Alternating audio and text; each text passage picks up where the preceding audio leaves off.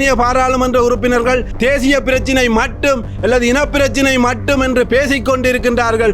உள்ளால இனப்பிரச்சினையும் இல்லை, எங்களுடைய நிலமும் இல்லை, எங்களுடைய கடலும் இல்லை, எல்லாம் புத்தவியாரையாகி மாற்றப்பட்டு கொண்டு வருகிறது. தேசியம் தாயகம் என்ற கோட்பாட்டை மட்டும் உச்சரித்தால் போதாது. இலங்கை இந்திய மீனவருடைய பிரச்சினை தொடர்பாக தமிழ்நாட்டு அரசாங்கத்தோடும் தமிழ்நாட்டு அரசியல் தலைவர்களோடும் இவர்கள் வெளிப்படையாக இந்த பிரச்சனையை சுமூகமாக பேச்சுவார்த்தை மூலம் தீர்ப்பதற்கு தமிழ்நாட்டிலும் இருக்கின்ற அரசியல் தலைவர்கள், ஆட்சியிலே இருக்கின்ற திராவிட முன்னேற்ற கழக உட்பட ஏனைய அரசியல் கட்சிகளும் எங்களுடைய வடகிழக்கு அல்லது இலங்கையை பிரதிநிதிப்படுத்தியிருக்கின்ற வந்திருக்கின்ற பாராளுமன்ற உறுப்பினர்களோடு இலங்கை இந்திய மீனவர்களுடைய பிரச்சினை தொடர்பாக கலந்துரையாடி வடக்கு கடற்றொழிலாளர்களையும் தமிழ்நாட்டு கடற்றொழிலாளர்களையும் சகோதரத்துவத்தோடும் ஒற்றுமையுடனும் வாழ வைப்பதற்குரிய வழியை இலங்கையை பிரதிநிதிப்படுத்திய மாண்புமிகு கடற்றொழில் அமைச்சர் சந்திரசேகரன் ஐயா அவர்களும் வடக்கு மாகாணத்தை பிரதிநிதிப்படுத்திய பாராளுமன்ற உறுப்பினர் மரியாதைக்குரிய ஸ்ரீதரன் அவர்களும், அதே போன்று கிழக்கு மாகாணத்தை பிரதிநிதிப்படுத்தி முஸ்லீம் காங்கிரசினுடைய தலைவர் ரகு ஹக்கீம் ஐயா அவர்களும், அதே போன்று கிழக்கு மாகாணத்தை பிரதிநிதிப்படுத்திய பாராளுமன்ற உறுப்பினர் சாணக்கியன் அவர்களும் தமிழ்நாட்டிலே இன்றும் நாளையும் நடைபெற இருக்கின்ற ஒரு மாநாட்டுக்காக தமிழ்நாட்டுக்கு சென்றிருக்கின்றார்கள். அதை நாங்கள் வரவேற்கிறோம், ஆதரிக்கின்றோம்.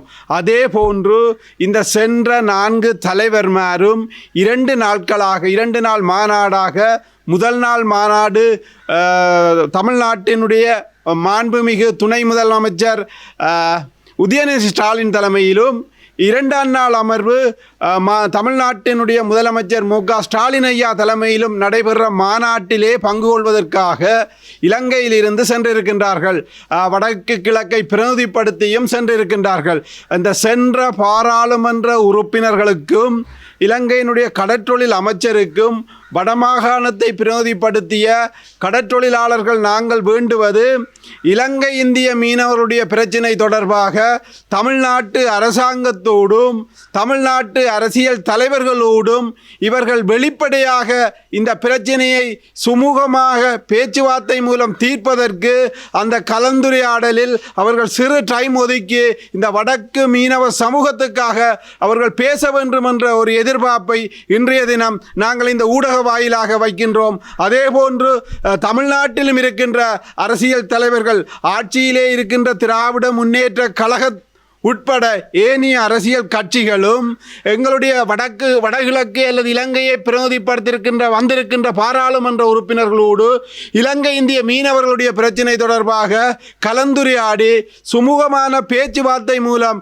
2 நாட்டு மீனவர்களுடைய பிரச்சினையை தீர்வு காண்பதற்கு நீங்கள் முயற்சிக்க வேண்டும். அதிலும் குறிப்பாக வடக்கு கடற்றொழில் சமூகம் தொடர்ந்தும் பாதிப்பை ஏற்படுத்தி கொண்டிருக்கின்றது. அந்த பாதிப்பில் இருந்து வடக்கு கடற்றொழிலாளர் மீள முடியாத ஒரு சூழ்நிலை ஏற்பட்டிருக்கிறது.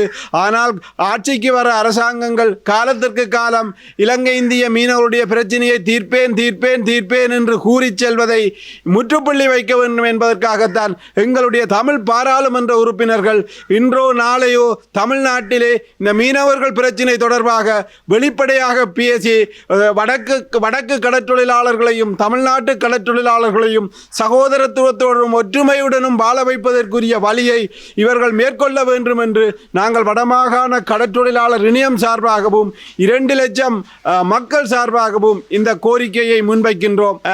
யாழ் மாவட்டத்திலே அல்லது வடக்கு மாகாணத்திலே எங்களுக்காக இயற்கையாக இருக்கின்ற வளங்கள் தொடர்பாகவும் அதனை பங்கீடு செய்வது தொடர்பாகவும் அல்லது இலங்கையிலே இருக்கிற சட்ட திருத்தங்கள் தொடர்பாகவும் மிகப்பெரிய கேள்வியும் சந்தேகமும் வடமாகாண கடற்றொழிலாளர்களுக்கு ஏற்பட்டிருக்கின்றது. நான் நினைக்கின்றேன் அண்மையிலே சாவகச்சேரி பகுதியிலே சுண்ணக்கல் அகழ்வு தொடர்பாக ஒரு செய்தியை இணையவழி ஊடாக முகநூல்களிலே நாங்கள் பார்த்திருந்தோம். அதில் அதை வடக்கை பிரதிநிதிப்படுத்துகின்ற பாராளுமன்ற உறுப்பினர் ஒருவர் அது சரியா பிழையா என்று நடுவீதியிலே மறைத்து அதனை ஆய்வு செய்திருக்கின்றார்.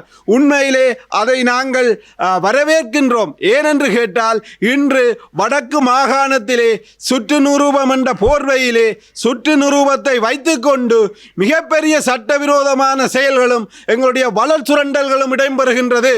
உதாரணத்திற்கு நாங்கள் கடற்றொழில் சமூகம் எதிர்கொள்கிற பிரச்சனையாக இலங்கையிலே கரையோரம் பேணல் பாதுகாப்பு திணைக்களத்துக்காக இருந்தாலும் சரி 63வது இலக்க அரசகாணி கட்டளை சட்டத்தின் ஊடாக பிரதேச செயலர்கள் கடலட்டை பண்ணைக்கு காணி வழங்கும் போது கரையிலே இருந்து 1.5 கிலோமீட்டர்கள் முத்தரைகளிலே காணி வழங்குவதாகவும் ஒரு செய்தியையும், இல்லை முத்தரைக்கு வெளியிலே காணி வழங்குவதாக ஒரு செய்தியையும், குறிப்பாக யாழ்ப்பாணம் வேலனை பிரதேச செயலர் அவர்கள் ஒரு வருடத்திலே 2 மாறுபட்ட தகவல்களை சுற்று நிரூபம் என்ற போர்வையிலே ஒரு கடற்றொழில் சமூகத்தை ஏமாற்றுகின்ற செயல்பாட்டை செய்கின்றார்.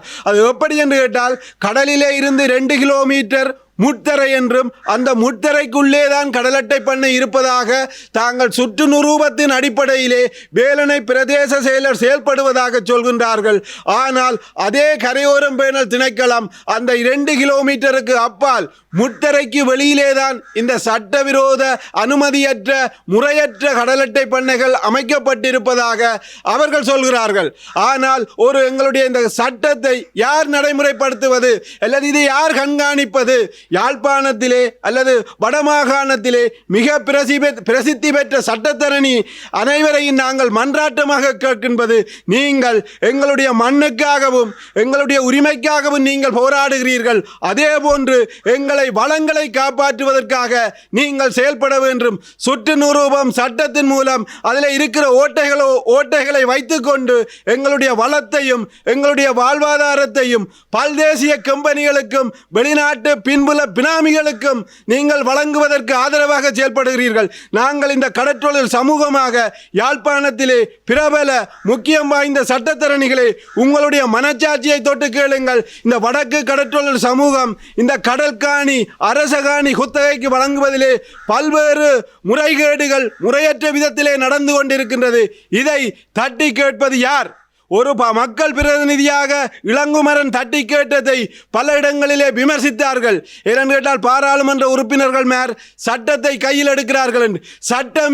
சட்டத்தை கடைபிடிக்க வேண்டிய வேலனை பிரதேச செயலரே காலம்புரை ஒன்று பின்னேறம் ஒன்று மத்தியானம் ஒன்று தாரார். இதற்கு ஆதரவாக சில சட்டத்திறனிகள் இருக்கிறீர்கள். நாங்கள் கேட்பது பிழையை பிழை என்றும் எங்களுடைய வளம் சார்ந்து எங்களுடைய உரிமை சார்ந்து நீங்கள் நியாயமான முறையிலே வாதாட வேண்டும் என்று. வெறுமனவே நீங்கள் பணத்துக்காக உண்மைக்கு பொய்யாக எங்களுடைய வளத்தையும் வாழ்வாதாரத்தையும் அளிக்கின்ற செயல்பாடுகளுக்கு துணை போவது சட்டமன்ற போர்வையிலே சட்டத்தை கையில் எடுக்கக்கூடாது என்று நீங்கள் கூறுவதும் எங்களுக்கு கவலை அளிக்கின்றது. ஏனென்று கேட்டால் சரியோ தவறோ ஒரு பாராளுமன்ற உறுப்பினர் ஒரு சம்பவத்தை இன்று வெளிக்கொண்டு வந்திருக்கின்றார். அதில் சரி இருக்கலாம் பிழை இருக்கலாம், சுற்று நிரூபம் ஒன்றை சொல்லுது, ஆனால் நடைமுறையிலே இன்னும் ஒன்று வேறையாக இருக்கின்றது. அதிகாரிகள் தங்களை காப்பாற்றுவதற்காக சுற்று நிரூபத்தையும் தங்களுக்கு ஏற்றால் போல் சட்டத்தையும் வளைத்து போட்டு ஆவணங்களை தயாரித்து வைத்திருக்கின்றார்கள். கடலிலும் தரையிலும் நடப்பது வேறையாக இருக்கின்றது. தயவு செய்து யாழ்ப்பாணத்தின் பிரபல சட்டத்தரணிகளே, இந்த கடற்தொழிலாளர்களுடைய இந்த கடல் காணி என்பது எங்களுடைய தமிழர்களுக்கு உரித்தான கடலை இன்று இதே சட்டத்தரணிகள் அல்லது இதே புத்திஜீவிகள் என்ற ஆதரவோடு எங்களுக்கு சொந்தமான கடலையும் எங்களுடைய வாழ்வியலோடு இணைஞ்ச கடலையும் எங்களுடைய வாழ்வாதாரத்தையும் சட்டம் என்ற போர்வையிலே சுற்று நிறுவம் என்ற போர்வையிலே அதிகார துஷ்பிரயோகங்கள் நடக்கிறது. இதை கேட்க நீங்கள் முன்பாருங்கள். எங்களால் முடியாமல் இருக்கின்றது. நாங்கள் தனிப்பட்ட ஒருவராக கேட்கும் போது பல சட்டத்தரணிகள் எங்கள் மீது குற்றம் சாட்டி எங்களை நீதிமன்றத்துக்கு உட்படுத்தி சவாலுக்கு உட்படுத்த முயற்சிக்கின்றார்கள். ஆனால் உண்மையில் உண்மையிலே பெரும் முதலாளிகளுக்கும் அல்லது பெரும் பல்தேசிய கம்பெனிகளின் கஜனாக்களை நம்பி நீங்கள் உங்களுடைய இருப்புக்காக எங்களுடைய சமூகத்தை அல்லது இந்த சுண்ணக்கல்லாக இருந்தாலும் சரி, இல்லாட்டி எங்களுடைய வடக்கு மாகாண கடலிலே நடைபெறுகின்ற முறையற்ற விதமான இந்த காணிகளை பிரதேச செயலகங்கள் வழங்குகின்ற செயல்பாடு, பிரதேச செயலகம் ஒன்றை சொல்கிறது, கரையோரம் பேணல் திணைக்களம் ஒன்றை சொல்கிறது. உதாரணத்துக்கு கிளிநொச்சி மாவட்டம் கிராஞ்சி பகுதியிலே நாரா நிறுவனத்தினாலே ஆய்வு செய்யப்படாத இடத்துக்கெல்லாம் கிளிநொச்சி பிரதேச செயலர் கடல் அட்டை பண்ணைக்கு காணியை குத்தகைக்கு வழங்குகின்றார். இதை நாங்கள் எங்க போய் கேட்கிறது, எங்க சட்ட நடவடிக்கை எடுக்கிறது? இதுக்காக எங்களுக்காக ஆர் வருகிறீர்கள்? நாங்களும் எங்களுடைய இறமையுள்ள கடலை அல்லது தமிழீழ கடலை அல்லது தமிழ் கடலை காப்பாற்றுவதற்காகத்தான் இந்த கோரிக்கைகளை முன்வைக்கின்றோம். எனவே இளங்குமரன் போன்ற வந்திருக்கின்ற பாராளுமன்ற உறுப்பினர்கள் இந்த கடல் பிரச்சனையிலும் இந்த காணி வழங்குகிற பிரச்சனையிலும் நீங்கள் தலையிட வேண்டும் என்ற செய்தியை நாங்கள் கேட்கின்றோம். ஏனென்றால் ஏனைய பாராளுமன்ற உறுப்பினர்கள் எங்களுடைய தேசிய பிரச்சினை மட்டும் அல்லது இனப்பிரச்சினை மட்டும் என்று பேசிக்கொண்டிருக்கின்றார்கள். உள்ளால இனப்பிரச்சனையும் இல்லை, எங்களுடைய நிலமும் இல்லை, எங்களுடைய கடலும் இல்லை, எல்லாம் புத்தவியாரையாகி மாற்றப்பட்டு கொண்டு வருகிறது. வெறுமனவே தேசியம் தாயகம் என்ற கோட்பாட்டை மட்டும் உச்சரித்தால் போதாது, அதை கொண்டு நடத்தக்கூடிய ஒரு சமூகம், ஒரு கடல், ஒரு பிரதேசம் எங்களுக்கு இருக்கிறது. அதையும் காப்பாற்றுவதற்கு நீங்கள் முன்வர வேண்டும் என்ற செய்தியை இந்த நேரத்திலே நாங்கள் தயவாக கேட்டுக்கொள்கின்றோம்.